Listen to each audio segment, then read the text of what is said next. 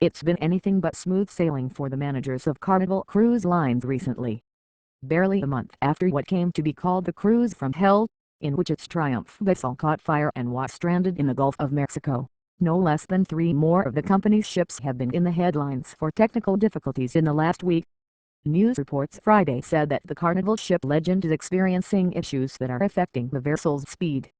That followed reports that the Carnival Dream had a malfunction with its emergency generator and had interruptions to the ship's elevators and restrooms, prompting the cruise line to fly the ship's 4,000 passengers home instead. And last Saturday, its ship Elation received a tugboat escort down the Mississippi River following problems with its steering system.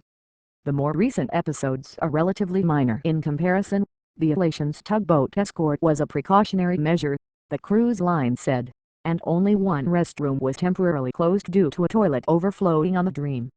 Some customers seemed unfazed by the problems, and the company's decision to fly the Dream passengers home, rather than have guests on board without an operational backup emergency generator, as a Carnival spokesperson told USA Today, seems like a wise and prudent move in the aftermath of the Triumph debacle. Still, whatever the cruise line does in response to the recent headlines, the combined impact of all these incidents could still be big.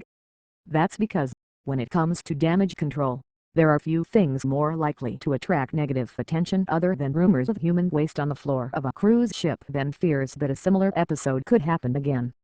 Fixing a single PR headache, even one that involves overflowing toilets and stranded cruise ships, is fairly straightforward. Apologize quickly and provide restitution for those affected. Opinion is mixed on how well Carnival handled the Triumph fiasco. Some experts give the company credit for its communication efforts, while others critiqued its apparent attempt at Twitter satire and the CEO's untimely appearance at a basketball game. Still, whatever the blow to the brand's image, people have short memories, and customers who weren't on board the smelly ship may very well have forgotten the episode as quickly as the media did. But having Carnival's name appear in the headlines again just weeks later, even for lesser issues, is more complex to address. The company's leaders will have to deal with questions about their management. Carnival's CEO said the company has begun a comprehensive review of its entire fleet.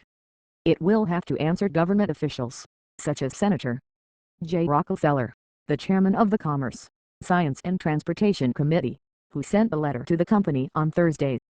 And it will be looking for the best way to respond as it becomes the subject of another round of snarky quips on Twitter. If you are really hating your job today, wrote Cook Political Reports' Amy Walter, highly viewed this, you could be working for Carnival Cruise Line's glass shelf full.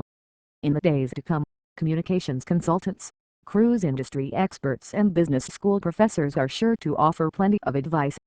The cruise line should be proactive about putting the recent incidents into context, they're likely to say. It will need to communicate transparently about the new headlines with customers who have upcoming cruises booked.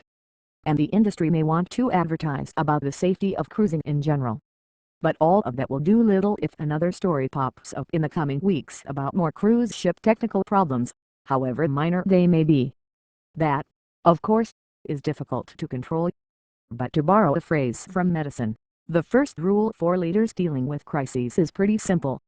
First, do no more harm.